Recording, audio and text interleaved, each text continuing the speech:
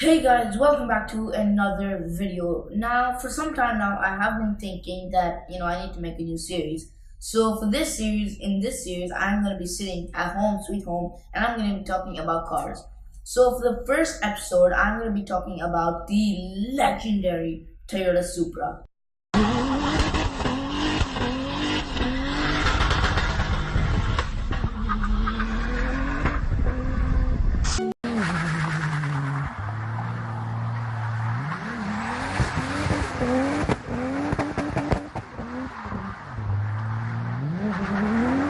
How does it start off?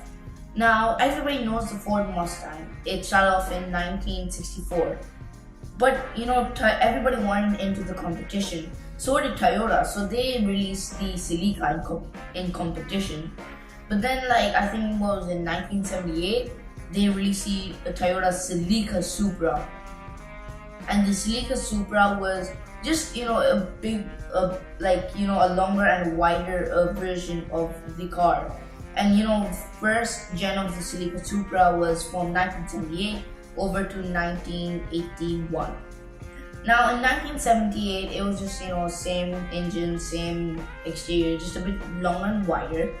But in 1980, 2 years after the first gen was made, the car had loads of changes. Changes like mostly exterior, but then in the interior you got a new center console and whole digital clock thing going on. But in the exterior, it got aluminium wheels as the standard. In the first 2 years it got plastic wheel covers, but now it got aluminium wheels. Now second gen has to be amazing, because number one, it had pop-up headlights, baby, high five. And number two, it was called the Celica Double X. In 1982, the normal Supra got fitted with a 2.7 liter inline six, giving you 145 horses. And did I mention the second gen was packed with cool things like power windows, power door locks, power side view mirrors, and you could also get climate control, and cruise control was an option. Man, so many things you get with the Supra. In 1983, pretty much nothing was changed except the car made 150 horses. Then a year later, in 1984, the car got 160 horses. Now its third gen got a complete redesign. Now this was a bit heavier, but it was just completely different.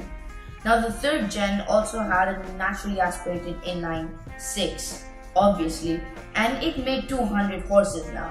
Now that's a big jump, but what's crazy is that Toyota gave it two options. One was naturally aspirated, and the other was had a turbo, and it was making 230 horses. Now the third gen was packed with tech. It had ABS, anti-lock brakes, and it also had TEMs, Toyota electronic modulated suspension. And that was a pretty big deal for 1987. And the driver could also control what he wanted to do. And yeah, that was it for the third gen. And now the fourth gen. Now everybody loved it.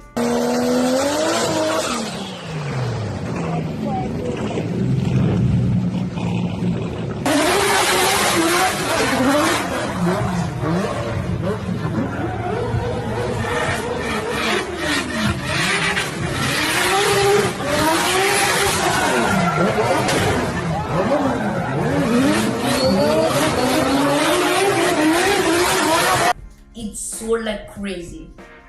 Now this car had two options.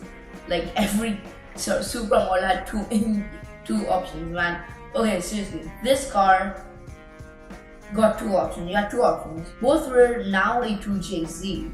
The option number one, the standard model, was it was naturally aspirated. It had 220 horses now, but then you could get a twin turbo 2JZ, giving you 276 horsepower. Then Toyota, they were like, yeah, we can do more. So they brought in the Supra. They gave it bigger fuel injectors, a better turbo, upgraded, And then they got it to push out 320 horsepower. 300 so that's like from 276 blasting up the roof to 320 horses. And you know what the crazy part? The twin turbo version, not the new one, could do 0 to 100 in as low as 4.6 seconds, like 4 something seconds. And that is still quick, even in today's standards. And you know what's bummed me out? The car did 285 kilometers per hour. But Japanese cars are unfortunately limited to 180 kilometers per hour. And that's like 285 kilometers per hour, man. That's just crazy. Then, the car unfortunately got discontinued. Now, unfortunately, after the Supra got discontinued, all the fans went crazy with modifications. Like, they got it to push out huge numbers. Like, my uncle's Supra, 4th gen, he has a 4th gen, and it can push out 750 horses. In reference, Ayrton Senna's F1 car in 1987 made 710 horses. What? Toyota has announced that they're gonna be bringing back the Toyota Supra. Everybody went crazy. I'm going crazy. Now this car is gonna have a 3-liter twin turbo inline 6, giving you 335 horses. If you want more, you're gonna have to go with the hybrid version. There is a hybrid version, and just look at it. Here's a picture of it, and it looks crazy futuristic. And it doesn't have many looks of the 4th gen, so you're gonna look at it and be like, that's a Supra? Like, when I looked at the picture first, I was like, that is futuristic.